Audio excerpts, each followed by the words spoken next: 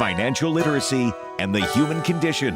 Welcome to Financial Fitness with the Money Doctor, Dr. Frances Rahaim. Hi, it's Frances. I just wanted to take a minute to thank you for watching this video. If you're catching us on YouTube, please help us help others by clicking like, subscribe, and all notifications so you don't miss any videos. And check back for the next video. I think you're going to love it. Thanks again. For more information, you can visit us at hugyourmoney.com. Welcome to Financial Fitness. I'm Jess Tyler, along with the Money Doctor, Dr. Frances Rahaim. Hi. Hi, Jess. How are you? I'm good. We've got questions today, and we're going to put you on the spot. Love it. Okay, bring it on. Bring it on, baby. We're going to start right off here. Angela from Northampton, she's 50. She needs a car to get to work to every day, but isn't sure if she should buy a new one or used car.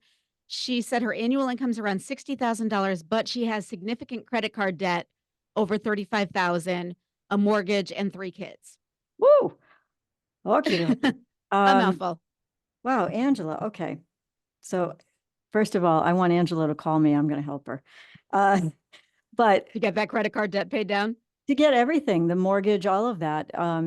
But also anybody who's got all of that on their shoulders with $60,000 of income really needs a plan to reverse the damage. So yeah, I would be happy to help her. I love those kinds of challenges. Should she buy a new or used car is her question. You know, I'm always hesitant to give a one-off answer like this because clearly if her income was $300,000 and she had no debt, my answer might be different, right? Right. But yeah. Should she buy a new or used is really a matter of the numbers. And so we should talk about this. Advisors love to say, never buy new. It's a bad investment. You're going to lose money the moment you drive it off the lot. Always buy used. You know, while those things are true, a new car does depreciate immediately. There are reasons people buy new cars, right? I mean, one of them is they just want a new car. They like the feeling of having a brand new car. And if it's affordable and you don't mind the fact that you're buying something that is a depreciating, dare I say, asset, because I don't usually consider vehicles assets. But if you don't mind that, then buying a new car is no problem for you. However, where the question comes in is, are you really getting a better deal buying a used car? So that's the inference, is if I buy a used car, I'll be doing something better for myself financially than if I bought a new car. So let's go into the details of this. We're going to talk about something I call the sweet spot here. Okay. Because when people are deciding, somebody in Angela's position where they have, an income, but it's really burdened by mortgage and credit card payments and raising children and all of that, they don't have a lot of spare cash. They're probably not walking in and buying a used car in cash. What she's probably really asking is, where am I going to be better on a payment? A new car, used car. All right. So the sweet spot I'm talking about is if you buy a used car, but you ask your bank or whoever is doing the loan, whether it's the car dealer or your local credit union or bank, whoever's doing this loan, if you ask them, what is the oldest car I can buy and still have a, let's say, 6-year loan? I know they're giving 8-year loans now, but I'd like it not to be any longer than 6 years if possible. So what's the oldest car I can buy and still get that long-term loan with a decent interest rate? Okay. So let's say your banker says, look, you can buy, this is 2024.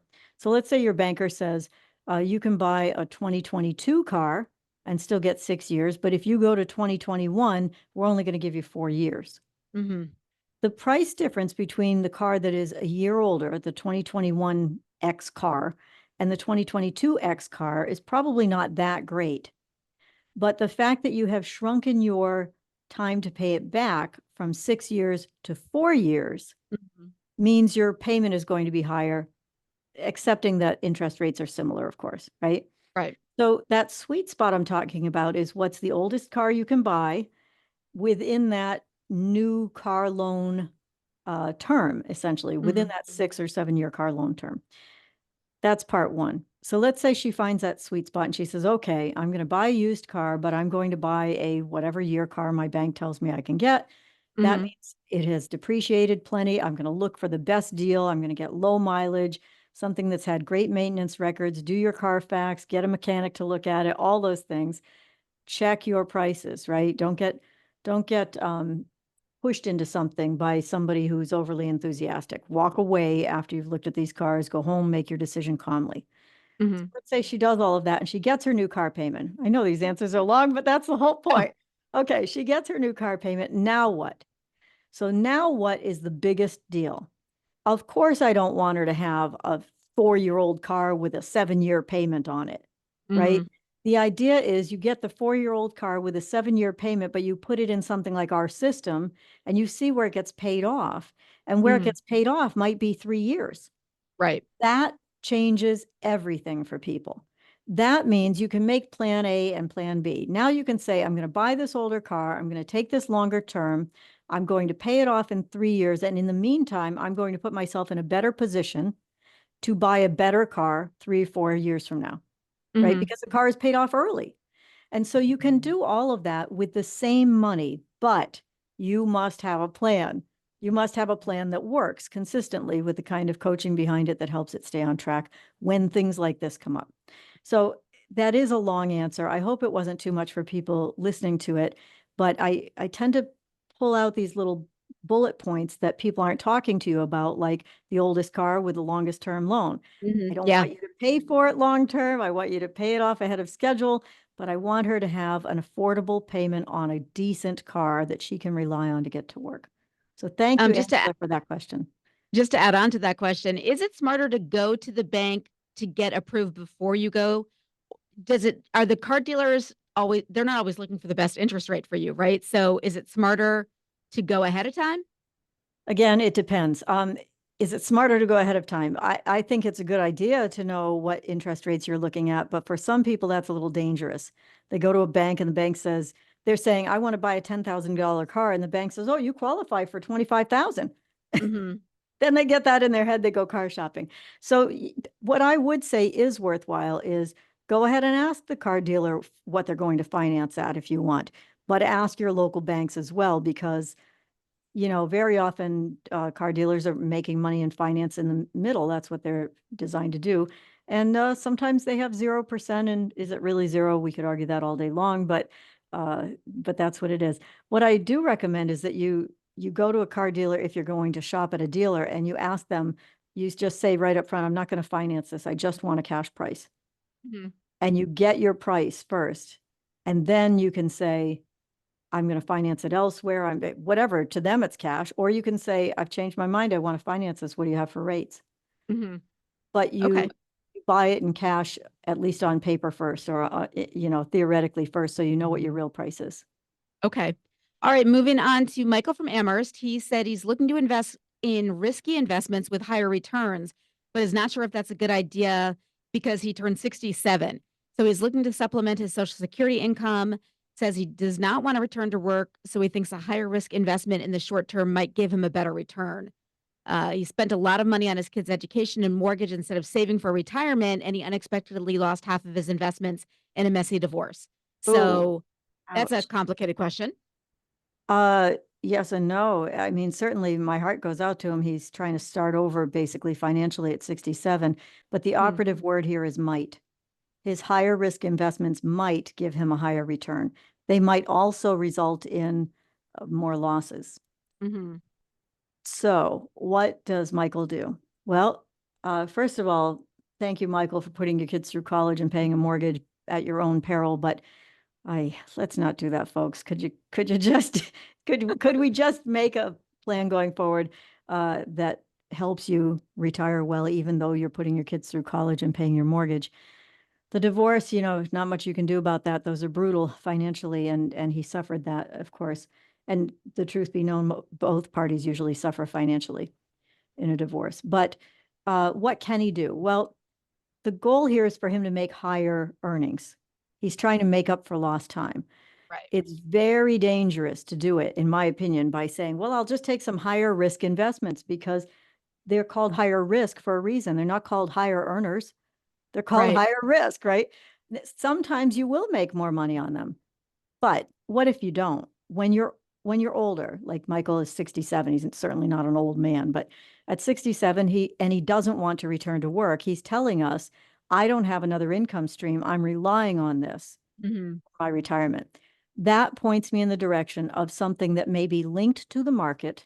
So he might get the kinds of earnings based on the indexes or indices in the market, the S&P 500, the NASDAQ, the Russell, all the indices that people hear about, JP Morgan, whatever.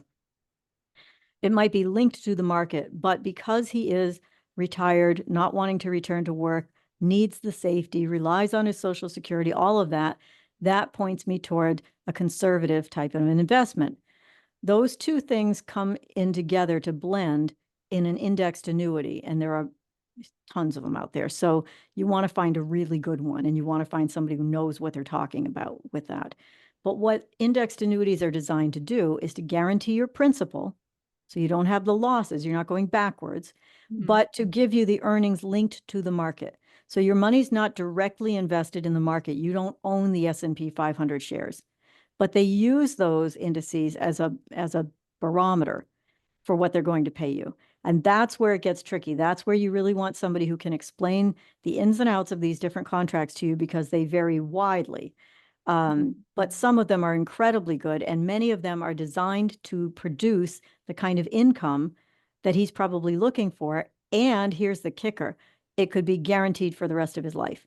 So he doesn't have to worry at that point when he turns on the income of, is he going to outlive that income or not? If he spends all of what he put in there and he's still alive, too bad, so sad, they have to keep paying him. Okay, well, that seems like that's the best option for sure. It's an option for him. I don't know the rest of his picture, but yeah, I would lean in that direction at this point, knowing what I know. All right. Well, I think it's a good time to break here, and we will have many more questions coming up with the Money Doctor. Dr. Frances Rahaim, I want to get your phone number, though. Thanks, Jess. It's 413-773-3333. And you can also visit hugyourmoney.com. We'll be back with part 2 of Financial Fitness with the Money Doctor, Dr. Frances Rahaim, coming up on WHMP. Tired of juggling your finances?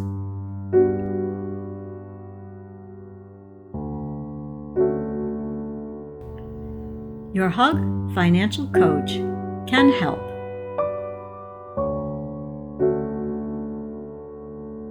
Hug Your Money. So unique, it's patented. For more information, visit hugyourmoney.com.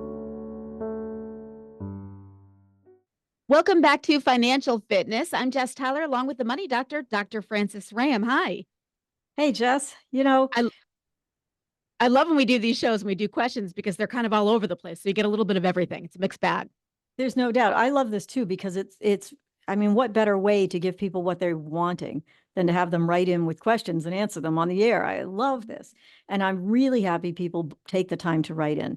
But although we say to write to J. Tyler at WHMP, that's the letter J, Tyler, so that I don't know the questions, people still write to us. They still write to us directly. So when that happens, I ask, is it okay to use this question on the air? And so we do. So I have some questions here. I don't know how many we'll get through, but I've been getting emails about these things too. So let me start with John from Amherst. John from Amherst, he has a home equity line of credit, which is about to amortize. The interest rates are high currently. What should he do? Okay, so home equity line of credit, a HELOC, we call them, is different than a home equity loan. So the first thing you need to know is a line of credit is designed just as that. It's a home equity line of credit. You're able to draw against your credit based on whatever they told you could have. So let's say you had a $50,000 home equity line of credit. It's a revolving line. So if you only use $10,000 of it, you're only paying on $10,000 of it. Whereas a home equity loan, they would give you the whole $50,000 up front. You'd be paying on it just like any other. Right. They are both second mortgages. I love how we've given them different names so they seem less harmful. People say to me all the time, I don't have a mortgage on my house. I just have a home equity line. Right. Okay. Same It's thing. Yeah. secured by your house. It's a mortgage. All right. So what should he do? Well, this is a common question right now, because for probably 10 years, I'm guessing, he doesn't say here, but if it's about to amortize, it was probably a 10-year drawdown with a 10 or a 15-year payback. I'm going to assume. Pause for 1 second. What does amortize mean? Oh, amortize means that they turn it into a stream of payments. So when you get your regular mortgage, a 30-year mortgage, and it says you're going to pay this much monthly over 30 years, Mhm. that is amortization. That's Okay. how they break it into payments so that it amortizes over the life of the loan until it's dead. Okay. Until it's dead. Okay. So, so what happens with these home equity lines is they have a 10-year drawdown. In other words, for 10 years, you're paying interest only. You can pay more if you want to, but most people think they will and then forget and send the minimum payment, right? So you pay interest only for 10 years. And then they're designed to turn into or to amortize into a standard payback term of usually 15 years. Now, so if you think about that for a minute, what you're really doing is getting a 25-year mortgage where you're going to pay 10 years of interest up front. Oh, yeah. It's okay if you do it right. They're very useful if you do this right. I recommend them sometimes for certain things, but you must pay attention to it. So what he's asking is, okay, I've been paying interest only for 10 years, and now it's going to turn into a 15-year payback. It's going to amortize, and it's going to do that at these rates of whatever, 9% or whatever his rate is right now. That means his interest only payment, which might have been $200, I'm using round figures here, is probably going to jump to, say, $500 a month. Yeah. So panic ensues and people Right. say, I can't afford this payment, right? Because for 10 years they've been living on this, $150 or $200 payment. All of a sudden now it's higher. What are they going to do? So he has some choices here, but the first choice I would say might be simply to refinance the home equity line of credit, even at the current lender he's got it at. Just say, I don't want this thing to amortize. My payment's going to go through the roof. Can you write me a new one? And they will usually do it as long as his credit and his house are in similar condition as they were or in acceptable condition now. They'll do it and they'll charge him, interest only again for another 10 years. Now, Okay. crisis averted. I don't know. Do you want to pay interest only for another 10 years and then have to Right. pay again? And who knows what the rate's going to be then? Yeah. Yeah. So like the car payment thing, I'm going to suggest, and believe me, we are not the answer to every problem, but the kinds of things people write into us about get better when you apply the tools that we're talking about. So, for instance, if John now refinances his home equity line of credit, he will get an interest-only payment. Now, most of the banks will do 1 year as a teaser rate. So for the next year, he'll have a really low payment, and then it'll go up to whatever current interest rates are. And he'll be back in that wheel of interest only. I would recommend that if he puts it into our portal along with his other debts, his credit cards, his mortgages, his student loans, his car payments, whatever else he's got, and looks at it, when he presses that submit button after entering the form online, he presses submit, he's going to see where that home equity line of credit lands in our little list of debts. Everybody gets paid minimums, at least one debt at a time. As we start paying things off, somebody's going to get paid more. But it's a sophisticated system. It isn't like the single-pronged systems you hear about. I won't mention names, but you've heard them. And that's why it's patented.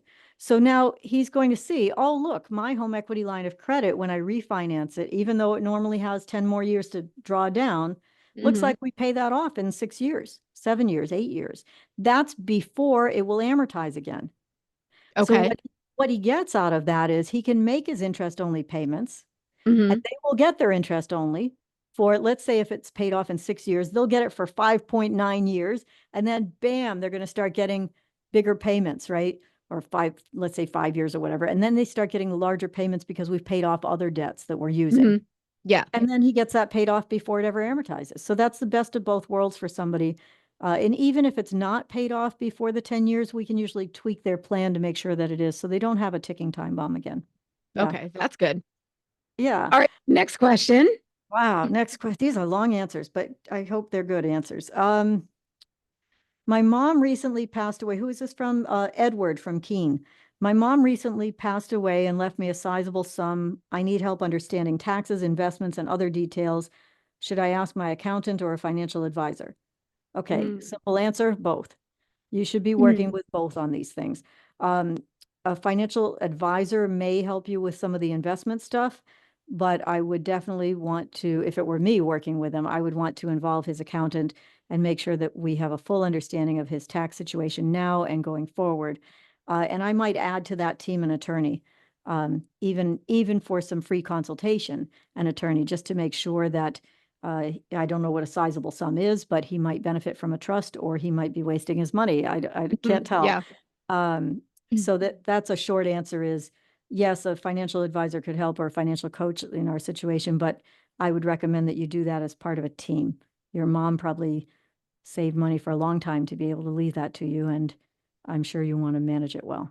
If you Yeah. get left a sum like that, do you also have to worry about if there were any outstanding bills or any debts that your mom owed? Would that automatically come out of that money, or is that separate? Yeah, it depends. First of all, condolences to Edward. It's sad to lose your parent, and we all know it might happen at some time, but yeah, yuck, you know. Mhm. The answer to your question is it depends on the kind of debt. If it was a secured debt, like a mortgage on a house, for instance, that will Mhm. have to be satisfied. But if it were credit card debt, which is unsecured, it dies with the person. I have to say I'm Okay. not an attorney. Not an attorney, Okay. I'm not an attorney. It dies with the person. Okay. Um, so I hope that answers it. Let's see. Do I have time for one more? Yeah. Yeah. Oh, let's see. Kathy from Northampton. My husband has accumulated a lot of debt without my knowledge. Ooh. Seen this before. Yeah. Am I responsible for the debt? What if he files bankruptcy? Will my credit be affected? Okay, 3 questions in one thing. Wow. So first of all, I've seen this happen many times. People won't always Mhm. come clean and tell you. They'll first say they want to come to the appointment on their own. Their husband isn't available, their wife isn't available. And Oh. so finally you have to get that out in the open. Okay, it happened. I can almost assure you, I don't know why. I mean, it could be something like a gambling or a shopping problem, but most often what it is that that spouse was usually in charge of making sure the household finances worked Mhm. and things changed gradually until they weren't working. And in order to continue to do their job within the marriage, to feel that value, they start juggling money and they get a home equity line and they get some credit cards and they think it's going to be temporary. It's just Mhm. temporary until I can earn more money or until this thing changes. And Mhm. it racks up very quickly. And then they're too ashamed, embarrassed, afraid to tell their spouse. Yeah, Then I can one day, imagine. yeah, one day the spouse or partner finds out and it's all blame and the other person doesn't really know how it happened to them. They're like, I don't know, I was doing okay until. Mhm. So the first thing to try to do, it's really hard. I know you don't want to do it, but you have to try to have a conversation about it.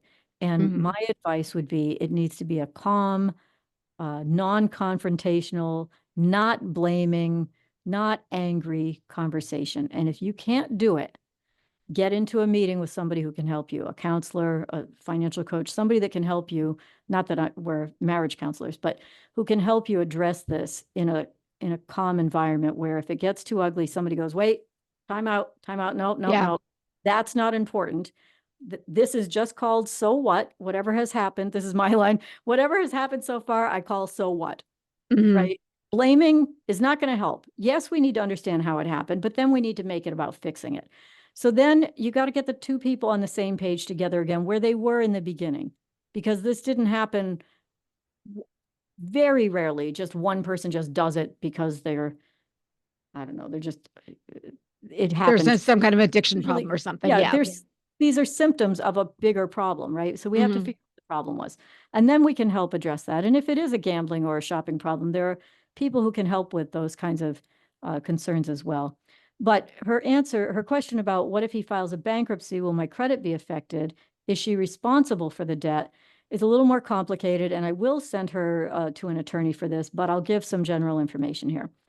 Is she responsible for the debt? Well, for every debt that he's got that she's an additional holder on, additional card holder or whatever, it's arguable that she's responsible for it. It's also arguable in our Commonwealth that that's marital debt and that she may be Okay. responsible for it. But again, I'll hold this up to an attorney.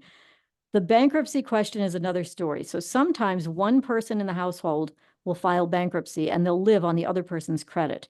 What Mhm. gets muddy is whether she's responsible for any of this debt or not.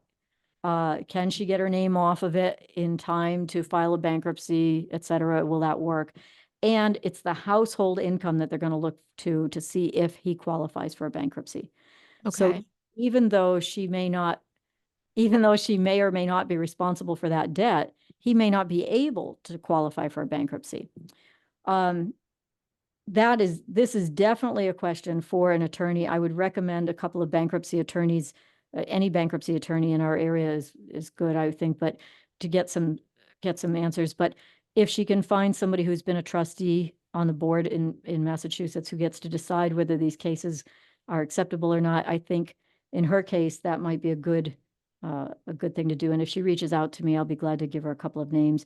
I don't make any money on this. We don't do any of that. I just have some names of attorneys that might be good that I've worked with in the past for bankruptcy in case she's concerned about this. Yeah. I've got to say I'm surprised by that answer because I really thought it was going to be if you're married, you are responsible. Like I thought automatically you would be. I think the level of responsibility may be questionable, and that's why I'm saying she needs to talk to an attorney. I mean, maybe you're right. Maybe it's just, hey, if you're married, too bad, you're stuck with it. But I think that there's probably some. But if you're not, I guess my recommendation for this would be to use your husband's credit card all the time.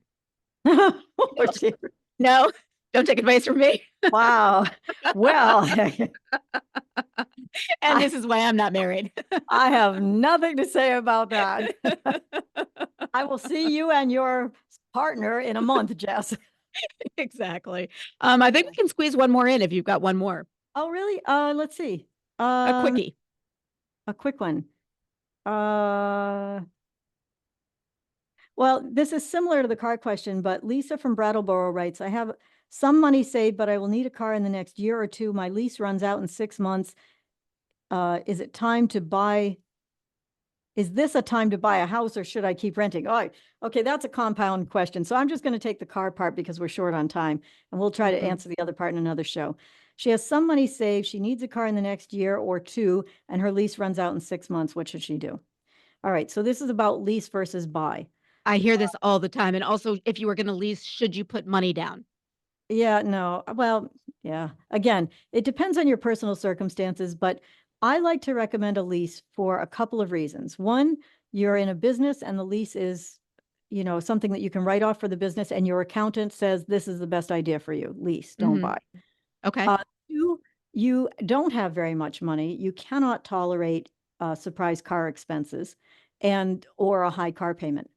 So in that case, for a short-term solution, like maybe lease another car, that means that she doesn't have those surprise expenses. And it means you can get to another place in 2 or 3 years from now where she might be in a position to buy a car. And you have the benefit of a brand new car you're driving again. That's the idea. Now, that little thing you just said, and you have a brand new car you're driving, is why I don't recommend a lease. I don't recommend that you lease more car than you could have bought. The way you win this game is you find a car you would have bought and you lease it to get the lower payment. And that gets you through to the end. Because what happens is people take a high lease payment because they're driving a fancy car. Yeah. So for $500, you too can drive a Mercedes for 3 years until it ends. And then what? Okay. And then you get used to driving the Mercedes and then you stretch to get into that payment, et cetera.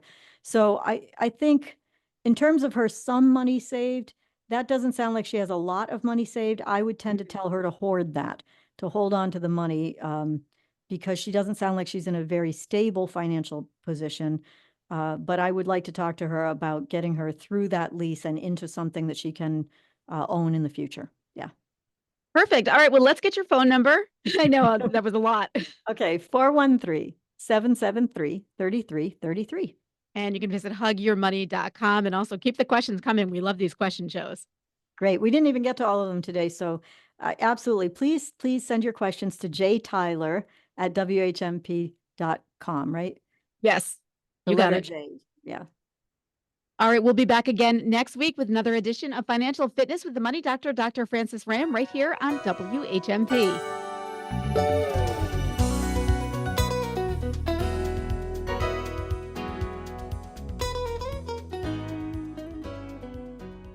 Would you like to see your business on Financial Fitness with the Money Doctor?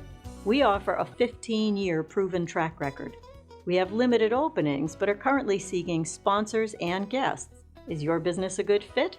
We'd like to start a conversation. Contact us today at 413-773-3333 or info@hugyourmoney.com.